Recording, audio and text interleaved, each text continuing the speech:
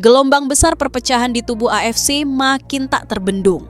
Setelah lebih dari 35 negara resmi keluar dan membentuk konfederasi baru bersama Jepang, Korea, dan Indonesia, kini tinggal 2 negara yang masih bertahan di bawah bendera lama AFC. Dalam situasi penuh tekanan ini, muncul pernyataan mengejutkan dari pihak AFC yang menyinggung langsung nama Indonesia, negara yang kini menjadi poros utama reformasi sepak bola Asia. Apa yang sebenarnya terjadi di balik layar? Bagaimana reaksi FIFA melihat perubahan besar ini? Dan mengapa Indonesia kini disebut sebagai simbol kebangkitan sepak bola Asia? Tonton selengkapnya dalam laporan mendalam berikut, jangan kemana-mana. Yuk, kita bahas. Kantor Pusat Konfederasi Sepak Bola Asia, AFC, kini tak lagi ramai. Meja-meja kerja kosong, layar monitor mati, dan logo kebanggaan yang selama puluhan tahun menghiasi dinding utama tampak kusam di bawah cahaya lampu neon yang redup.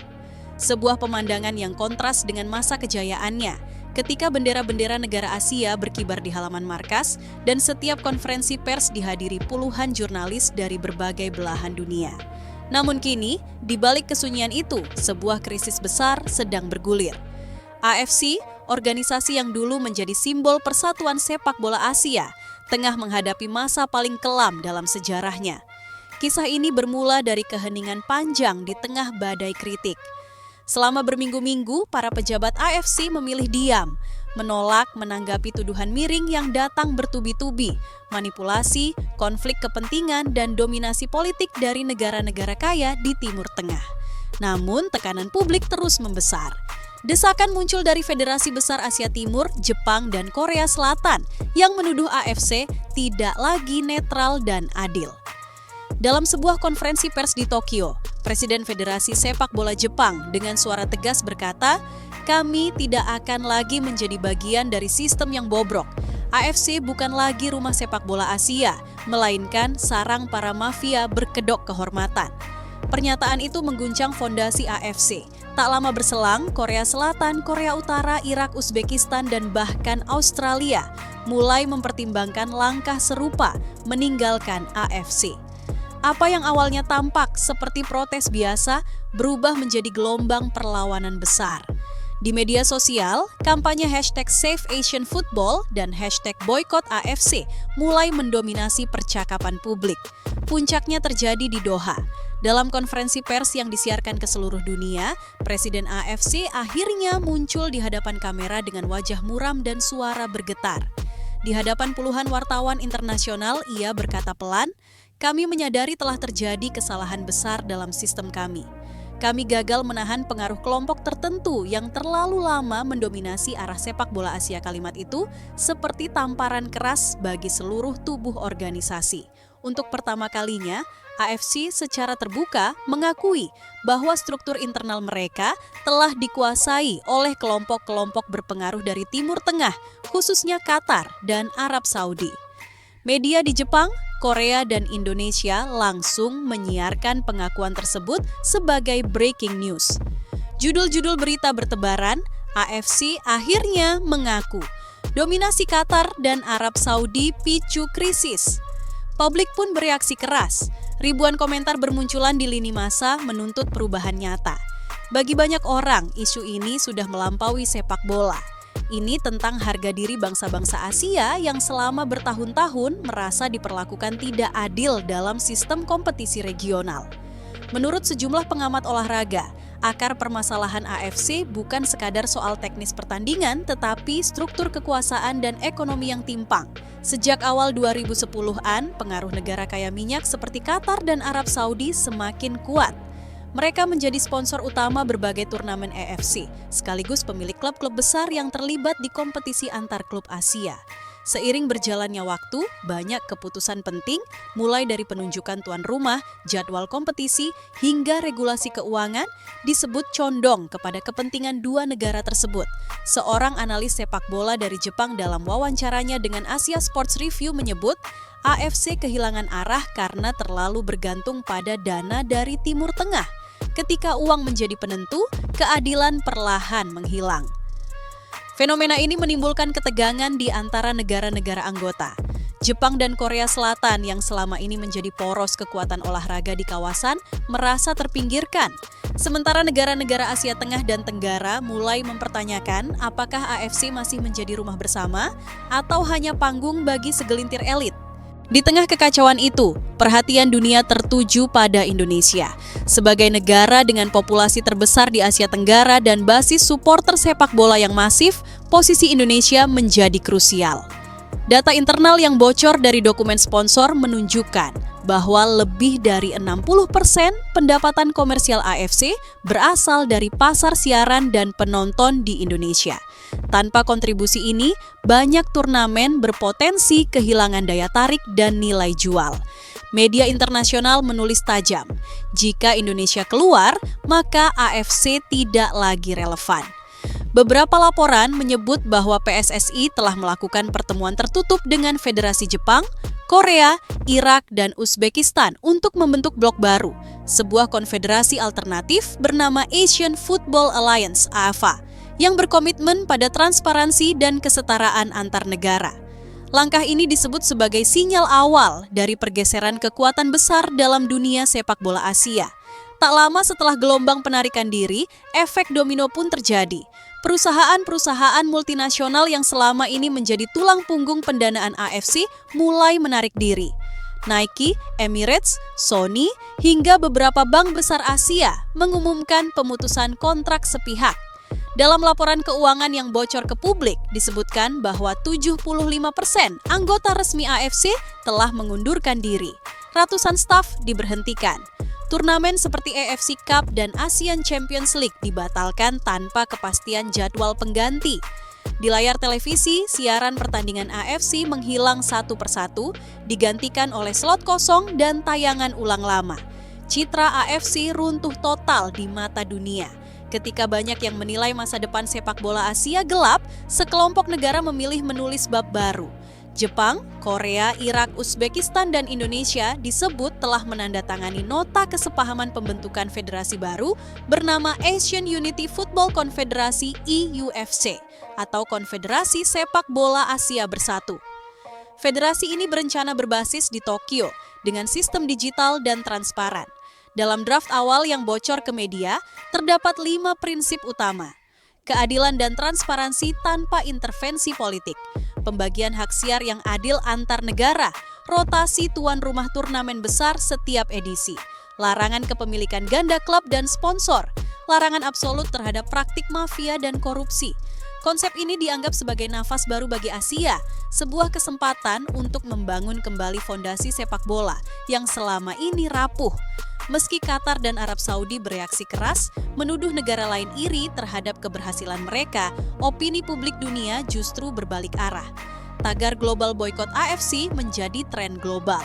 Warga Asia menulis pesan serupa, kami tidak membenci Arab atau Qatar. Kami hanya menolak ketidakadilan sejumlah negara seperti Oman, Yordania, dan Uni Emirat Arab bahkan mulai meninjau ulang keanggotaan mereka.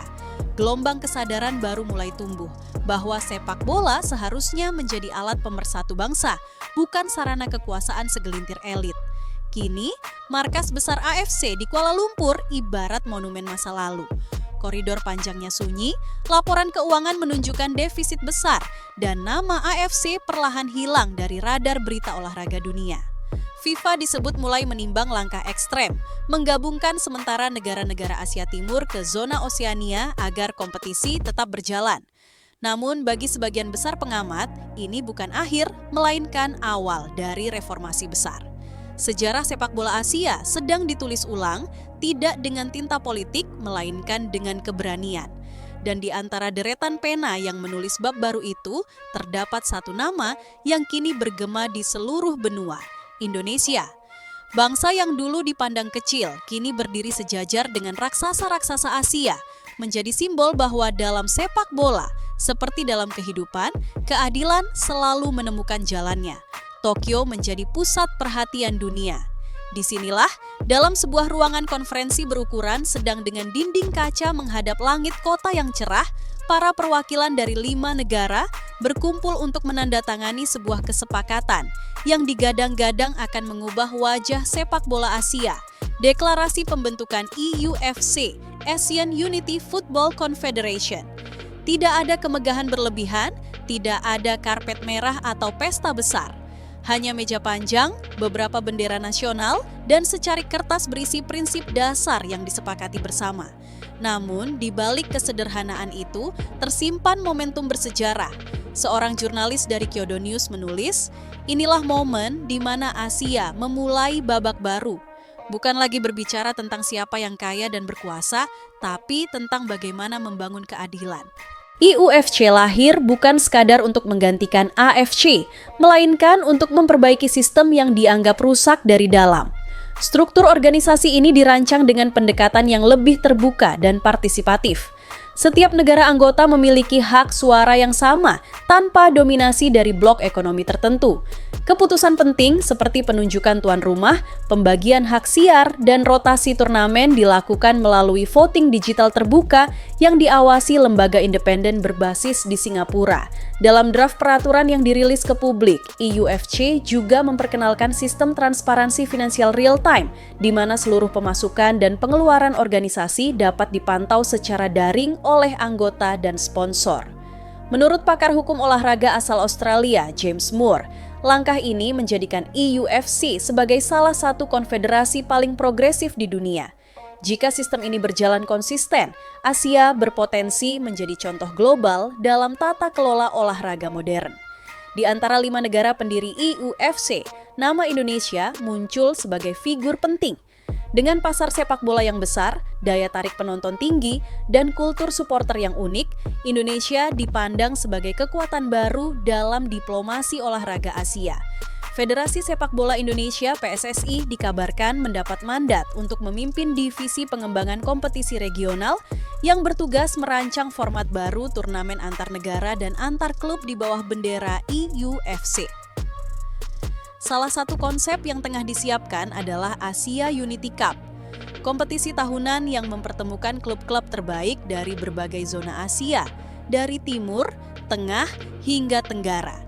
Turnamen ini tidak hanya berorientasi pada prestasi, tapi juga membawa misi sosial, mempromosikan fair play, keberagaman, dan solidaritas antar bangsa.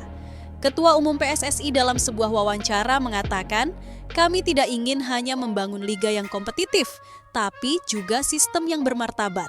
Sepak bola harus kembali kepada semangat dasarnya, menyatukan, bukan memecah.